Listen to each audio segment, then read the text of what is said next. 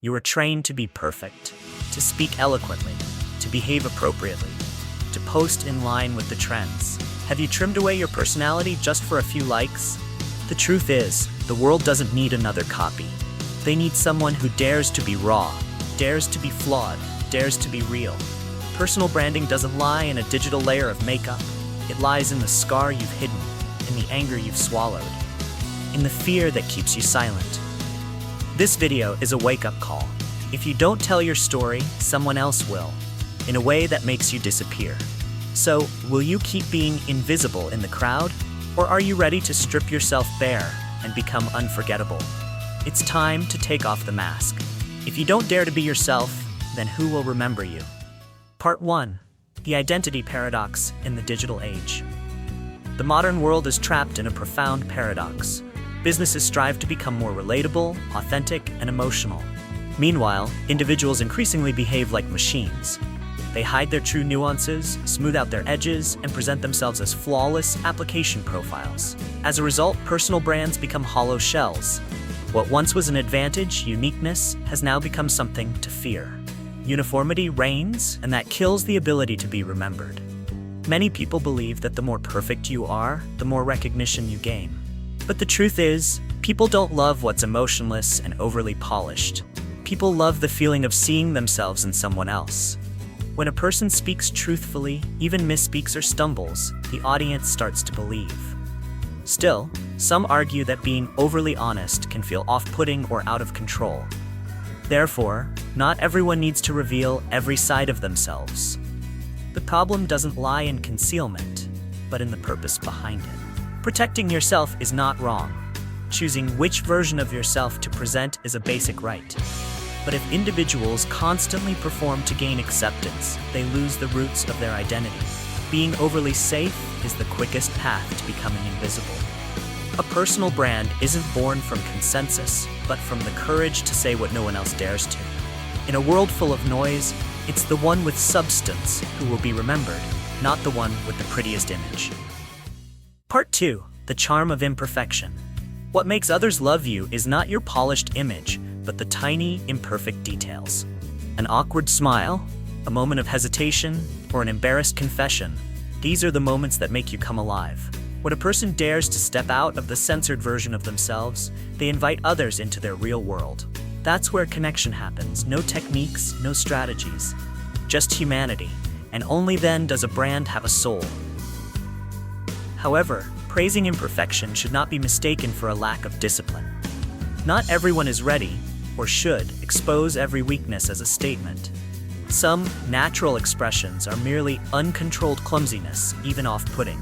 When truth is exploited as a tool for attention, it loses its meaning. Authenticity does not lie in revealing flaws, but in the reason why you reveal them.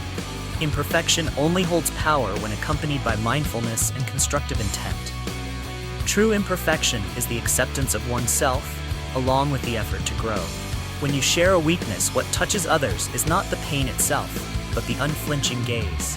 It's your ability to speak of it calmly, without excuses. An inspiring person isn't someone perfect, but someone who doesn't let fear dictate how they live. A personal brand begins by fully accepting oneself, unedited. Part 3. Personal brand structure as a media character. A personal brand is not just a nice avatar, a catchy tagline, or an impressive title. It is an ecosystem of stories. Just like a well-developed character in film, a strong brand needs an origin story, core values, social relationships, and even enemies it stands against. This structure makes a personal brand recognizable, relatable, and truly deep. You don't need to be perfect, you just need a clear storyline. Some argue that applying character structure to real life feels forced and unnatural. They worry people might end up acting instead of being themselves. However, structure is not a prison. It's a map to understand yourself. When you know where you come from, where you're heading, and what you're fighting for, you not only live more clearly, but also communicate more effectively. The danger isn't in having structure, but in living without direction, core, or narrative. The difference doesn't lie in profession or achievements, but in storytelling style. When you have distinctive traits, your way of speaking, expressions, metaphors, you create recognition signals that help others remember you. A strong brand doesn't need to be big, it just needs to be clear. Just like in a crowd, the person dressed differently stands out first. This applies to communication, social media, and even memory. Every personal detail you choose to keep becomes an anchor point in someone else's memory. However, overly curating your image can lead to the tendency to optimize the person. When a personal brand is managed like a marketing product, authenticity erodes. People begin to calculate every expression, every sentence, and lose the spontaneity that is at the heart of personal charm. A true brand is not makeup, it's real skin. It's not perfect, but it breathes, it has warmth, and it lets others feel the real person inside. Part 4. Inner darkness. From shame to strength. Everyone has a part of themselves they don't want others to see. It could be shame, insecurity, an unflattering memory, or a rejected emotion. But here's the paradox. That's exactly where the most powerful personal energy resides. When you dare to look at your dark side and name it, it no longer controls you. Instead of hiding it, learn to collaborate with it. A personal brand isn't a perfect shell. It's the sum of everything you've been through, even the parts you once despised.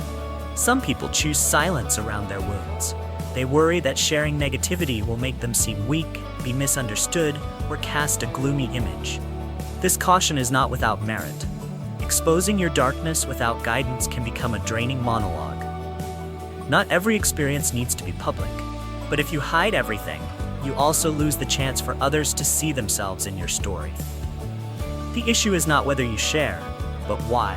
Pairing two words, one representing fear, one symbolizing transformation, is a powerful way to redefine yourself. It's a language of ownership. When someone haunted by judgment dares to call themselves a guide of attention, they neither deny the darkness nor let it define their future. They rewrite the lead role in their story. The new name doesn't erase the wound, but gives it a rightful place as an essential part of their growth. However, when darkness is used as a gimmick to attract attention, audiences sense the inauthenticity. Personal stories should not be strategies to bait engagement. When pain is packaged as content, authenticity evaporates. Real connection happens only when you've genuinely moved past what you're sharing. No one is inspired by someone who hasn't lived through the lesson. Sharing has power only when it comes from healing, not from a desire to impress. Not everything true needs to be exposed, but what is spoken must be true enough. A strong brand doesn't come from how perfect you are, but from how you embrace the parts you once feared the most. Darkness isn't something to erase, it's precious material for creating a unique identity, one that can't be copied. When you're calm enough to face what once made you feel weak, you are no longer weak, and that makes you irreplaceable. In a world where everyone tries to shine, the one who steps out from the shadows is the one most clearly seen. Part 5. Storytelling through tragedy. Real emotional connection. Every personal brand becomes more profound when tied to a real story. And most of the stories that leave people speechless and unforgettable begin not with triumph, but with hardship. Not with glory, but with the fall. When someone speaks of fear, loss, or a moment they almost gave up, we don't see weakness, we see ourselves. The strongest emotional connections do not come from success, but from the courage to voice one's pain, without justification. However, not everyone is ready to tell their truth. Some fear that sharing their hardship may result in negative labeling, pity, or damage to their professional image. These concerns are not baseless. In a competitive environment, showing vulnerability can lead to being misunderstood or exploited. That's why storytelling through tragedy is not mandatory. It's a strategic choice. A story should only be told when the speaker has truly moved through it and has an internal anchor strong enough not to collapse while sharing. The structure of an inspiring story always includes a breaking point. That moment when the character must choose, give up or go on, run or confront. When you show others that breaking point and that you chose to rise, you no longer need to self-promote. The story does that for you. A genuine brand does not need to be grand. It needs to be trustworthy. And nothing builds trust more than sharing your journey from darkness to light with a calm tone, free of embellishment. But if a tragedy is told just to impress, the story loses its soul. Some mention their downfall merely as a teaser before boasting of their comeback. This style of storytelling leaves the audience feeling manipulated instead of understood. Tragedy should not be a setup for victory. It is the material that helps others see that you too were once unsure and afraid. When a story is told with the desire to connect, not to persuade, people don't just listen, they feel they belong. Part 6. Everyone is a multiverse. Redefining identity. Humans are not fixed versions of themselves. In every situation and relationship, we express a different part of who we are. And every person who meets us forms a unique impression. Instead of trying to control all those perceptions, learn to accept the multi-dimensional nature of your being. You don't need to compress yourself into a consistent mold to be liked. A personal brand doesn't require absolute uniformity. What it needs is consistency in core values, not appearance. However, many confuse multidimensionality with lack of clarity.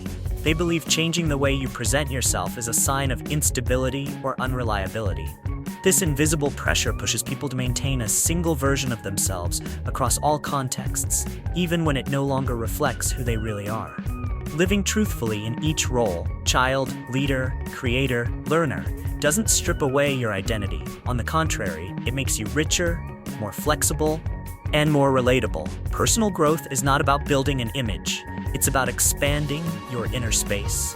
You can be both strong and vulnerable, both rational and dreamy. No contradiction is wrong if you know where you are and why. Instead of fighting your many versions, learn to live in harmony with them. When you no longer have to pretend to be someone else, you gain the energy to focus on what matters most, living truthfully and leaving a genuine mark. Part 7. Brands don't sell, they serve. A personal brand is not measured by shares or conversion rates, but by the depth of memory it leaves in others. And that memory lasts only when you don't try to force it. When you share something useful, offer a sincere perspective, or help someone clarify what they're struggling to see, you are serving. Service doesn't require effortful performance. It comes from a genuine desire to offer real value. Those who don't try to sell anything are often the most trusted. And that's the foundation of lasting appeal. Some believe that, in a fiercely competitive world, giving without clear returns is wasteful. But the foundation of a long-term personal brand doesn't lie in immediate gains. It lies in the accumulated perception others have of you over time. If every time you show up you try to push for action, people will gradually turn away. Not because they don't need you, but because they no longer feel safe. They want to believe you're helping them, not just using them to get something. There's also the view that if everyone gives, we become bland, lacking individuality. This is only true if giving lacks intention. Someone with real personality will always express it in how they serve. When you share from authentic life experience, with your unique voice, you don't fade. You become a source. And in a world flooded with information, people aren't looking for the best seller. They're looking for the one who understands them. The one who's willing to help before expecting anything in return. Part 8. A common enemy. Unlocking community. A personal brand is not built solely on who I am, but also on what I stand against.